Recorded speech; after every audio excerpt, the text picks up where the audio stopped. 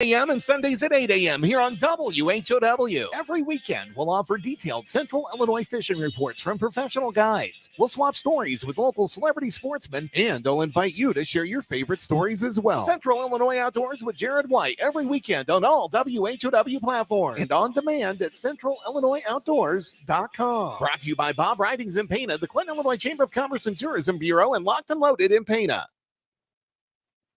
Your friend in Central Illinois, WHOW. Top of the morning. Thanks for being with us. I'm your host today, Seth Lawrence. The WHOW Morning Show streams to Facebook and YouTube. Brought to you by Peterson Insurance, your Pekin Insurance agent in Clinton. My guest in this segment of the morning show, Sue McLaughlin, is the administrator for the city of Farmer City. Good morning, Sue. How are you today? I'm pretty good. How are you? Doing well. Yeah. You and I both coming off a little sickness, it sounds like. Whatever it is going around, I think you and I both caught the bug about the same time and coming off of that a little bit. But we do appreciate you, Sue, making time for us in the midst of all of that and talking about a lot of exciting things happening in Farmer City. Sue, let's start with some development and an area of town that has been really a part of the community that's really been focused on for development. What's going on? What do you have for us?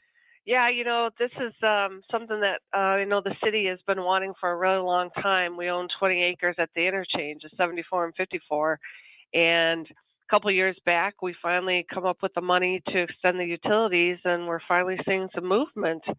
We're excited to say that the city council approved a letter of interest with Tabling Development Company out of Mahomet, and they are looking to start with building a couple acres of multifamily units, and then eventually maybe a neighborhood commercial building, kind of like, I hate to use the word strip mall because, we don't do strip malls anymore, but something like that, and then hopefully we're still searching for that big kahuna, possibly a travel plaza or something else for the rest of the property. But hey, I really think this is going to be a catalyst to, develop that whole piece. Sure.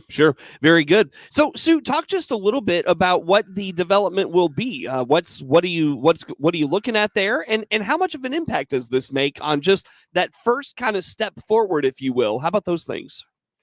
Yeah, I really think that this is going to be, like I said, the start of finishing out the property. So what he's going to start with is a 16-unit apartment complex, so 2 and 3 bedroom apartments, and then an 8-unit duplex building, and then the neighborhood commercial with multi-tenants. And I think the goal is to start with the multifamily and start getting some energy going and movement. He's looking to put it on about 2 to 4 acres on the north part of the property. So that still leaves, kind of some land for commercial right along the interstate itself. I think it's a good fit for what we're looking at, because eventually we'd love to see some single family homes being built on other property to the north. So, you have that transition from commercial to multifamily to single family. Mm-hmm. That's the eventual goal. And, Tabling Development's doing similar projects in Hayworth and Sullivan and Mahomet and now Arcola. And so I know he puts out a pretty good product and knows what he's doing, has developed in rural communities. And so we're really excited to kind of partner with him. Very good. So looking forward to that. And, I mentioned to you off the air, I had Kurt Holman, who's the director for DeWitt County Development Council with us last week on the show. And, we were talking about just that momentum that this opportunity could provide for the rest of that space. How do you feel about that, Sue? Just having something there and then maybe that being the catalyst for more things to come. How about those things? Yeah, that was kind of our thought too, was, that it's the energy to the site. Like right now it's just a cornfield, and to see interest And then, like developers for commercial property might look and say, look, there's going to be people living there that they're going to use our convenience store or our restaurant and so, yeah, we think that it's the start of seeing that hustle bustle and actually growing Farmer City. And I do think it's the start of, more things to come, certainly. Very good. Very good. Now, Sue, when it comes to getting that property, dirt moving and those sorts of things, what's kind of the timeline on that? Or do we have one at this point? We do. We're right now we have the letter of interest, and so now we're negotiating the development agreement itself. I think he's hoping to start turning dirt in the spring. And so he's talking about having apartments available in the spring of 25, because it'll take about a year to do everything. And but he's already talking to potential tenants of a commercial building, and I think it's going to go pretty fast. And I do want to state that, we are assisting him using some TIF money, where he's going to, I don't know if you know how TIF works, but as he pays property taxes, we're going to rebate that back to him to help him cover his costs to get started. Oh, okay, sure. So that's why I call it kind of a partnership, but I do think it's going to pay off in the long run. Absolutely. Very good. Anything else on that, Sue, on that project that we haven't touched on that you want to put out there for us? No, not right now. I'm sure I may have an update as we, get the development agreement going and start building, but maybe in the near future. Sure. Well, we look forward to that for sure. Again, Sue McLaughlin is the administrator for the city of Farmer City, our guest on the phone here for this morning. And so, Sue, I know, of course, it is kind of that haunted house, haunted forest season time. Talk to us about the Farmer City Haunted Forest. Yeah, I just wanted to promote that because last weekend was kind of a rain out, rainy and muddy and nasty. So I want to remind everybody it is Halloween time, and we have the Haunted Forest going on at South Park this Saturday from 3 to 10. And then the weekend of the 27th and 28th, we have the hay rack rides, and at night you go through and they scare you. During the day, they have face painting and barrel rides and food and vendors. So it's kind of an exciting, fun event, and it's open to the public, free. The food's not free, but I mean, most everything else is. And we take donations, obviously, but yeah, this Saturday at 3, there's a matinee, so you can do the hay rack ride without being scared for the little kids. And then at night, obviously, we bring out the scary for the older kids. And then Friday night on the 27th is at 6 p.m. to 10 p.m. So sure. Yeah, so it's always a good, popular event, and hope we have some good weather. All right, very good. Is that on Facebook or anything where folks can kind of follow along, get more details? Definitely. They actually have their own page. It's the Farmer City Haunted Forest. All right, very good. So put that on the radar. That's hopefully we get some good weather for that. I was looking at the weather this morning, actually. It looks like it should be very nice fall weather as we get into the weekend. So hopefully that brings the crowds out. Well, that'll be good. No doubt. Very good. Sue, what else has been going on in Farmer City? What's kind of kept you busy lately? Well, we still we just started finally moving dirt for our new street garage. As you know, it burned down. It would be 2 years ago in February. It's crazy how fast that went. But we're excited to get that built and finally have our place back. So that's going to keep me busy through the winter. I don't know how much they're going to do. They're hoping to get the concrete slab poured before it gets too cold, because then they can do other stuff in the winter. Right. But yeah, so we're looking to have a digital sign put up. We're waiting on bids. Friday, we're going to be collecting bids. That'll be a really nice way to communicate with the public about things that are going on in town. Okay. We're going to put that at the corner of. Go ahead. No. I didn't mean to interrupt you. I'm so sorry. Yeah. This is the storage shed that burned down, correct? No, it's the street garage. It's our public street works garage. building. Okay, yeah, sure. Yeah. Remind us what happened there. Well, we're still waiting for a cause from the state fire inspector. They think it's going to be undetermined, but the garage where we, keep all our trucks and snow plows and everything else burned to the ground. Mm-hmm. We lost everything, and so it's been a really long process trying to get back up to snuff. So we're excited to finally get this final piece built Mm-hmm. and get back to normal. Sure. Excellent. So, and that took a while just to kind of get everything finalized and get to the point you're able to put it up, correct? I felt like we talked about that for quite a while there. Yeah, I think COVID kind of threw things off. I mean, I know it was in 21, but, things were still a little, especially the supply chain. And so when we first did bids, they were super high, and we were like, wow, that's pretty expensive. And so we thought, well, let's give it a year and rebid, and we did, and it didn't get better. Right. Sure. And so we had to just say, we got to get this built. So Yeah. that's why it's taken a little while. Gotcha. Very good. Well, now remind us again the status of where that stands. Is it up, or is it in being built? It's in progress. Okay, right sure. now they're getting the site ready to they're going to pour the concrete and then start putting up the walls. So yeah, we should be done probably after the first of the year. Look forward to that. So what is the street what is the Public Works and Street Department? What have they been doing in that time for storage and such? Well, it's been a mix. We've kind of stored everything over at our power plant, but we've also had to lease some space for some of the smaller equipment that has to be inside in the winter. So we're pretty squished in over at the power plant. The superintendent's office is over there, and I think it's kind of been good myself for team building because they all see each other more and work together closer. But we've made it work, but I think they're ready for their own place. Sure. Very good. Well, Sue, I'll tell you what, let's take a break here, come back with some more. How do folks learn about all things Farmer City and the happenings in the community?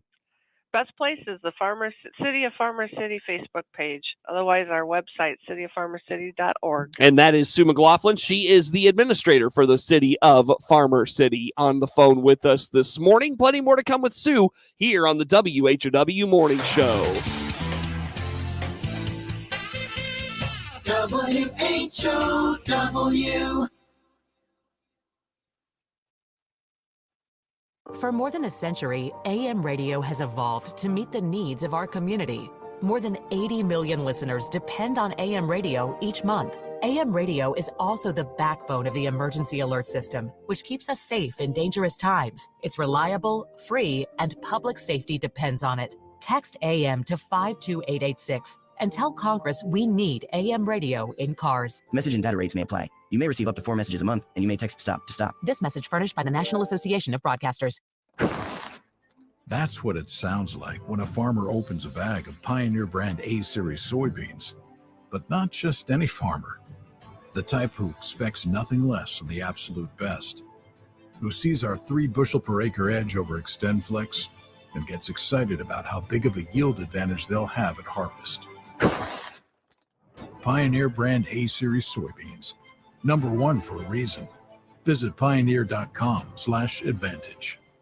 ServPro of Piatt-DeWitt Counties, the leader in fire, water, and mold restoration, is once again the exclusive sponsor of the WHOW Clinton Maroon Player of the Game, announced at the end of every Maroon sports broadcast. Our WHOW announcing staff will select that night's WHOW ServPro of Piatt-DeWitt County's Clinton Maroon Player of the Game. Their play will be highlighted in each WHOW Maroon postgame broadcast, and that player receives a certificate from WHOW and ServPro of Piatt-DeWitt Counties. Find out the many services ServPro of Piatt-DeWitt Counties offers by clicking their icon at DeWittDailyNews.com. Paul Scarron, CEO of Warner Hospital and Health Services in Clinton.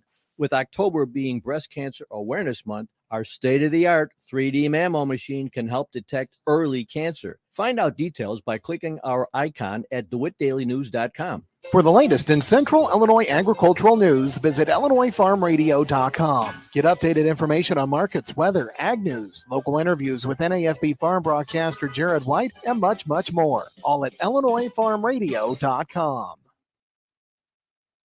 Your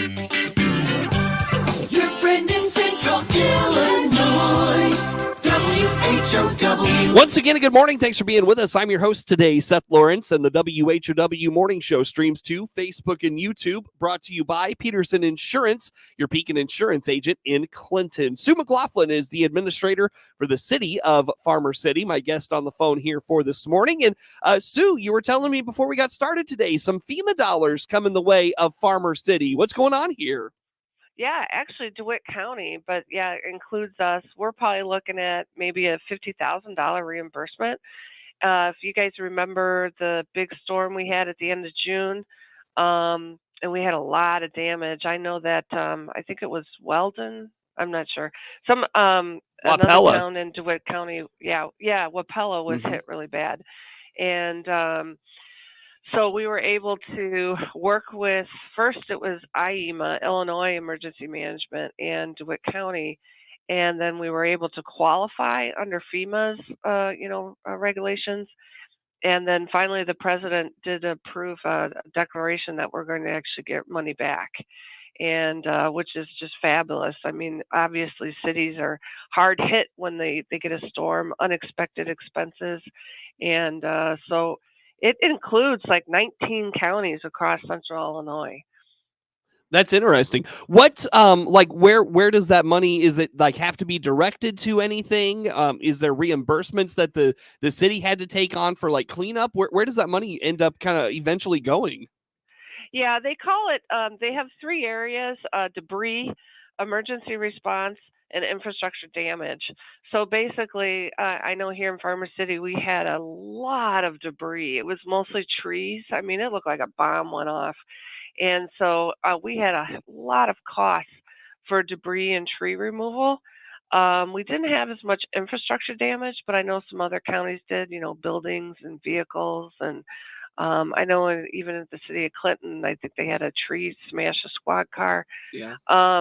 And then emergency response. So let's say, we had police have to come out, and if a tree was across the highway, those kinds of things. We had to generate power for a little bit ourselves here in town. Yeah. And all of that is reimbursable, those costs. It's a lot of work, I will tell you, to qualify, a lot of paperwork.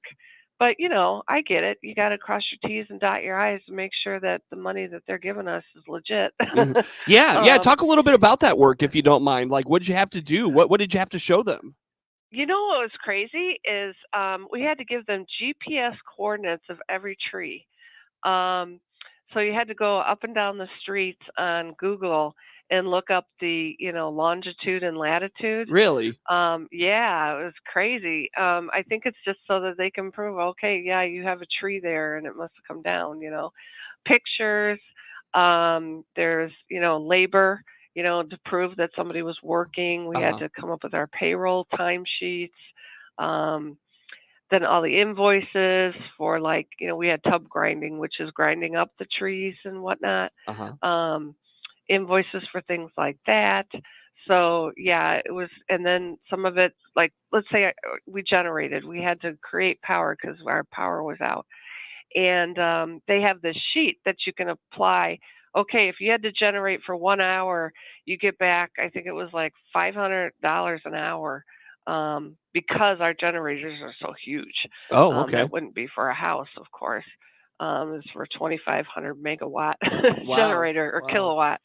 But anyway, so everything has a cost, and according to FEMA. So then you have to figure out, okay, we generated for 1 hour, that's $544, and then that's how we came up with, it was over $50,000 in costs we had in that storm. Now, did you kind of lead this charge on behalf of this Farmer City and the county, or did you work with other leaders here in the area? Well, obviously I represented Farmer City, but Micah Pryor is the EMA director for DeWitt County, and he kind of led the charge, coordinating with IEMA, and then contacted all the cities. And actually, as far as I know, Wapella and Farmer City were the only ones that submitted documentation, at least at the meeting I attended. Okay. I don't know if Clinton has joined in now or not, but so yeah, we had to submit all the documentation or you don't get any money. So it is a lot of work, but I think it was worth it. Yeah, no doubt to get some of that reimbursed. Very good. When do you anticipate a check arriving there, Sue? With the government, I don't know. No, I was told that it should be pretty quick. I actually have another meeting this week to kind of finalize documentation, And I was told that the turnaround's pretty quick, so maybe by the end of the year. Oh, very good. Very good. That would be great. Very good. So, all right, Sue. Well, I'll tell you what, I look at the clock. We've got about a minute and a half, 2 minutes here before we need to let you go for the morning. I know that the city of Farmer City, or not necessarily the city itself, but the community has been working towards a grocery co-op, and it sounds like there's a lot of momentum on that front. What's going on? What's the latest? Yeah, the latest is they've even come up with a logo already. And so, I would recommend you check this out on Facebook. They have their, it's Cooperative Food Store Farmer City supporters. They're calling it Farm to City Harvest Store. And I think they're coming up with a new Facebook page for that too. And they got a logo, and they're looking at a couple different locations. So it definitely is getting some traction. Very good. So look forward to that coming to the community. And I know just the idea of having a grocery store in the community has long been a need for Farmer City. How about that, Sue, just kind of in general? Yeah, no, I think that, especially for your senior citizens or people who can't get out as much, just to get some of the necessities is will mean a lot. I know that they're looking at a downtown location, which would be good because then you could almost even walk to get there. And I think that's huge because right now, mostly people have to drive to get food. And we are definitely in a food desert. I know our Dollar General offers some stuff, but this will be a definite benefit. No doubt. So look forward to that, making some more progress as well. Sue, anything else been on your radar, keeping you busy lately? We should mention before we let you go for the day. No, and I don't mean to say like there's nothing going on, but a lot of little things percolating. Maybe the next visit we'll have more updates. Well, we look forward to that. I did look it up. It's Farm to City Harvest Store on Facebook. There you go. So check that out. Follow along with all the things they have happening. And Sue, it's always good to catch up with you. And like I said, I appreciate you powering through this cold we're battling, but we appreciate you making time for us. Thanks once again. Well, thank you. Take care. You do the same. Sue McLaughlin is the administrator for the city of Farmer City, our guest on the phone for this morning. The morning show streams to Facebook and YouTube, brought to you by Peterson Insurance, your Pekin Insurance agent in Clinton. Network news comes your way next. Be sure to check us out live online all the time at DeWittDailyNews.com. Again, network news comes your way next on the WHOW Morning Show.